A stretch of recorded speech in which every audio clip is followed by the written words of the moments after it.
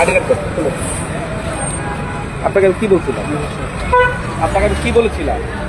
আপনাকে বলেছিলাম আপনি লাইসেন্স করবেন, তার থেকেও না আমাকে দিবেন না।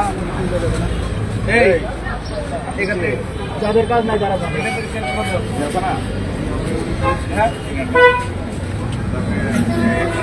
আমি আমার দুটো নিয়ে পাঠাবো। জি ভাই ভালো আছে, আপনি ভালো আছেন? আলহামদুলিল্লাহ। জি বলেন। বিষয়টা হচ্ছে আপনার ওই ইউনোর সাথে যে আপনাদের যে কারারক্ষীর যে বিষয়টা, ওই বিষয়ের জন্য আপনাকে ফোন দেওয়া হয়েছে। আপনি কি কথা বলতে কি পারবেন আমার বিষয় সাথে? কি বিষয় ভাই বলেন তো একটু। মানে এই বিষয় কি আপনি অবগত না, যে পাম্পের মধ্যে যে আপনার আপনার আমাকে ইয়ানো সাহেব আমাকে ফোন দিয়েছিলেন, হ্যাঁ আচ্ছা ফোন দিয়ে বলেছেন যে আমাকে যেটা বলেছেন উনি, এখানে তো স্পটে আমিও ছিলাম না, আমার কোনো অফিসার ছিল না, আমাকে বলেছে যে আপনার লোকে ওই মানে বেলাইনি ভাবে তেল নেওয়ার চেষ্টা করছিল। আমি তাকে বলছি আপনি বেলাইনি তেল নিতে পারবেন না। আচ্ছা, তো আমরা তেল তো নিতে না ভিডিওর পারে মধ্যে সে যেটা সামনে দেখলাম, থেকে, শুনুন আমি একটু বলি, আমি একটু বলুন। বলি আপনাকে, আমাকে যেটা বলেছে আর কি, আমি তো আর দেখি নাই।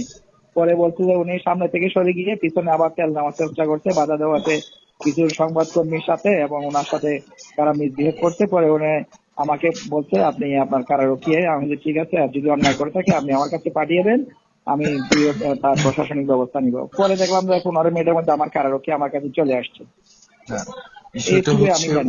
উনি হচ্ছে একজন ইউনুস, ও ওই জায়গা থেকে উনি কি ওনার মানে একজন কারারক্ষীর আপনার না ওইটা কার্ড। আমি কি করছে তো আমি জানি না ভাই, আমি দেখিও নাই। হ্যাঁ এটা আমি বলতে পারবো না। আমি যতটুকু আমাকে যতটুকু বলেছে আমি আপনি অতটুকু আপনি কি আপনাকে জানালাম।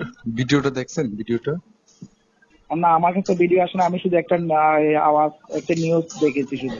আচ্ছা, আপনার হোয়াটসঅ্যাপ আমি নাম্বার এখন আছে? এই নাম্বারে কি হোয়াটসঅ্যাপ এখন আছে তো আপনার? এখন তো বিদ্যুৎ নাই এখানে। আচ্ছা, বিদ্যুৎ নেই।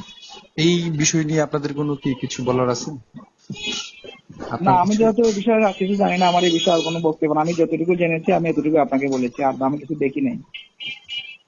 আচ্ছা, ঠিক আছে ভাই। ঠিক আছে। Okay.